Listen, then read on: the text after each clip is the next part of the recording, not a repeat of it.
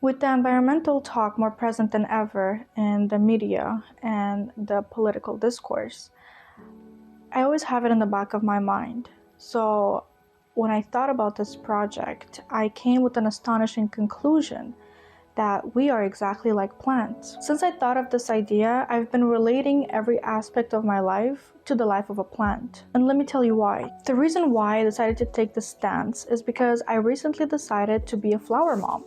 I fell into my witch heritage and embrace the secret spells that my grandma used to teach me. She told me if I cracked a branch into little pieces and threw it over my head on a full moon, then it would spell out the first letter of my soulmate's name. If you're curious, you could do this at the next full moon. It'll be pretty interesting. But witchcraft aside, I've been exposed to the cycle of life fairly early. I grew up on a farm and helped my parents plant potatoes and carrots and flowers in the spring. As I was digging in the rich black soil, tiny worms would emerge. But most importantly, I have learned the circularity of life. I have integrated an inherent respect and fascination with the life around me. As a child, I would eat green apples off of my grandmother's tree because I was too eager to wait for them to properly form.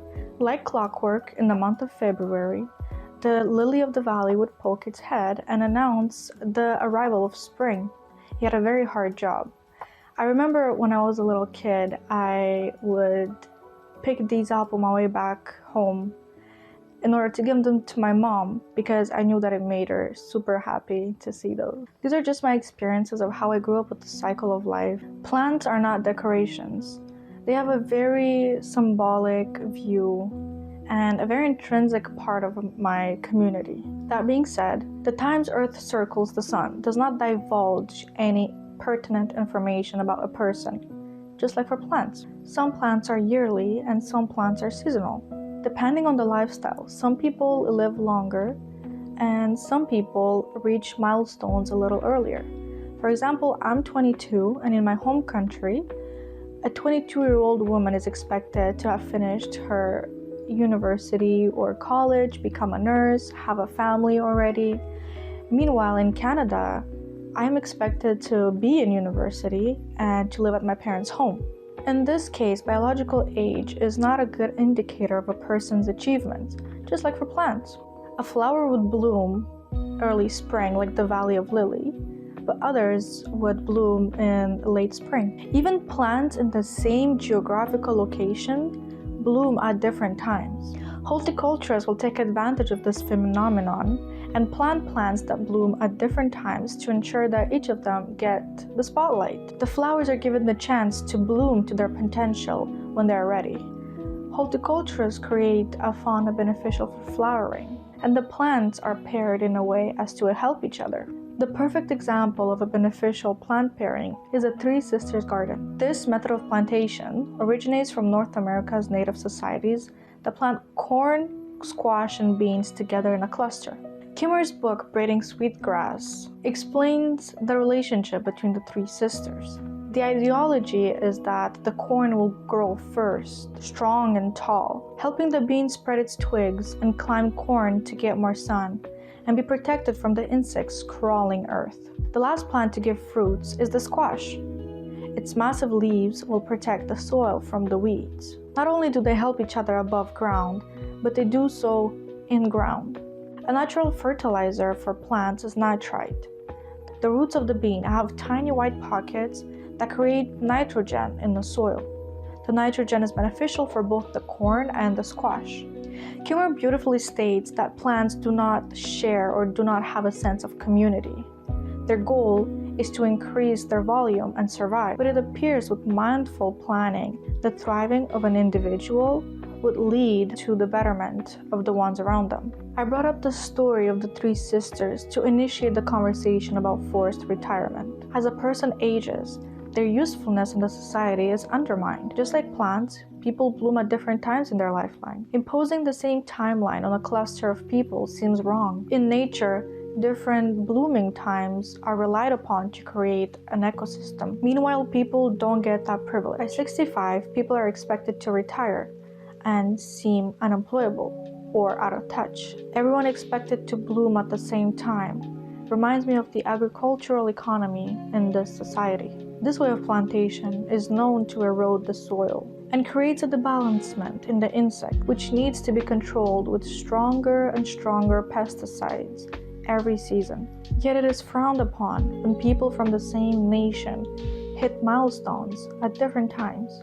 As mentioned before, the biological age-related norms work differently depending on your location or nationality. It is easy to move a young tree. Their roots are malleable and lightly attached to the ground beneath. An older tree might die or never fully adapt. If it is ripped from the ground, it spent decades adapting. I thought this metaphor translates beautifully into the house being more than just a place. They mostly house dementia patients, Alzheimer's, and if you look around, like look on the other side, like there's nowhere they can go and take walks. There's no parks. It's very noisy outside. There's no greens except those over there, a little bit of trees and bushes, and they're kind of stuck inside. Come, there's a car that's coming. They're kind of stuck inside. They can't really go anywhere. Also, inside there's a lock, which is, I guess it's good for Alzheimer people, but I don't know. It's so much different from what they're used to, like their houses and responsibilities. What do you mean? Taking care of the house. So they cannot take care. Themselves busy. Oh, that's true. Eh? They cannot keep themselves busy because everything is done for them. Somebody else. Do you wanna? No, but you could say something. There's not much green for them to look at. It's very important when you live in the city. Look at this boring building. When you look in the city, to have a green space to look at for your mental health. The only view is like the condos and the dealerships. Yeah. Wow. Age-friendly communities are a must to rectify the need to relocate elderly dwellers. The World Health Organization encourages cities to be developed to allow people to age actively. This can be achieved by having parks and recreation centers being accessible to everyone. This could mean being within walking distance. In that case, there would be no need to relocate them in the first place. Age-friendly communities are predicted to decrease illness relating to sedentary lifestyle. Elderly people compose more than 50% of hospital patients and 45% of health expenditure, yet they compose only 16% of the population.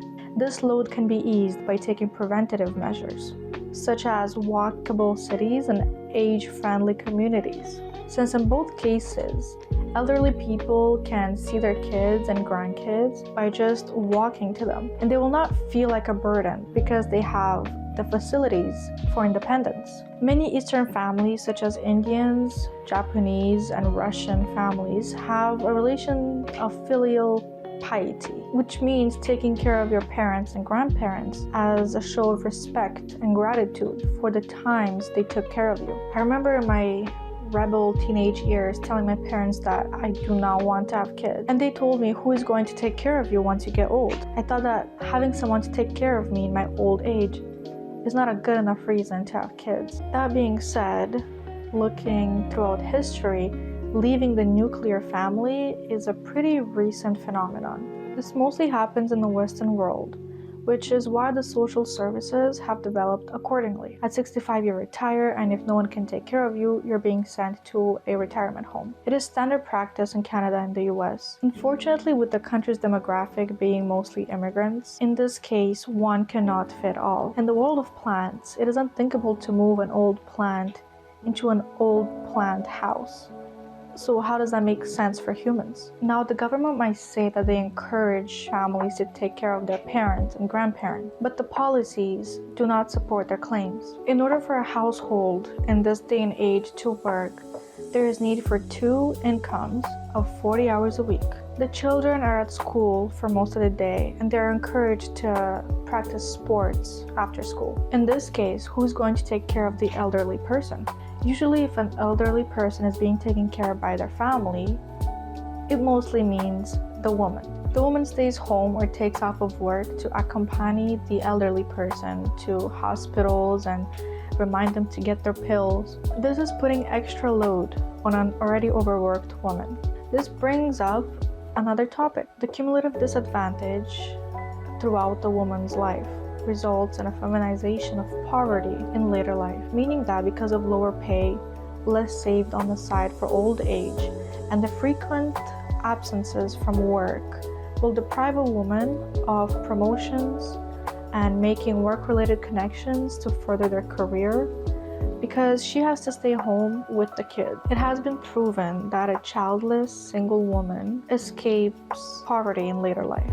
It is scary to think that in order for a woman to be well off in later life, she needs to renounce marriage and kids and focus solely on work. It makes it look as if you either choose life as a mother or having money when you're older. It seems like either you marry and have a family or you survive in your old age. There is no need to panic because fortunately it looks like the woman's situation is getting better with every generation due to higher levels of education, equal pay, but still it does not look like a problem that would be easily solved. It will just get better for some women. The complicated social relations differ us from plants and animals. As humans, we like to think that we are special. We are the higher beings. After all, God put us on earth to take care of the animals and plants that are inferior. Plants do not have a higher consciousness. They do not help each other. It is all just survival instincts. Yet when I observe the nature around me, I can't help but wonder, how is it that with such primitive plants, harmony has persisted throughout millennia?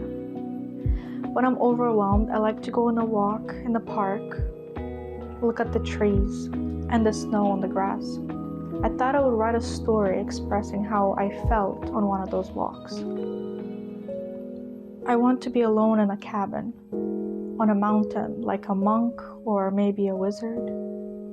I just want to collect mushrooms, build rocking chairs and feed the wild animals, ponder on life. I want to wear earthly toned, ugly cloaks. I want to talk to crickets, listen to their chants when their moon shines brightest through the clouds. I want to smell the distant river whispering the stories it had witnessed. I believe life is so much more than the rat race and the expectations. What if the simplicity inside one's mind brings about a higher purpose in the world? Life around us becomes us. The vast oceans, the mighty deserts, even the tall mountains are part of me. This begs the question, in this case, is nature a greater calling, or is it an excuse to make myself feel better for not living up to the expectations of society? Because Earth can be cruel. Frostbites claim limbs. The food chain claims lives. How dare I compare the atrocities of the world to the lack of fitting in? If an old rock by the river could talk, it might say, the gluttony of humans never ceased to surpass itself. Pretending to be part of the world they have rendered subservient is silly. They might be too far removed to ever turn back. They claim to take from the forest only what they need, and not a speckle more. That is after depleting the world of its resources. Vouching to only take 1 cup of water from a river you have drained. Nothing is mightier than the trees, yet human greed has brought upon us the loss of the higher meanings. The old man, chased away by his society because he does not bring money, turned to the rock to ask for its wisdom. The rock started to count its exploits of great world, but years passed and the old man was dying. Pleading for more time, he says, I can't die yet. There's so much to see. The rock says, maybe, but we have seen enough of you. And so the man died, never fully fitting in anywhere, and with him died all his knowledge. But the rock lived,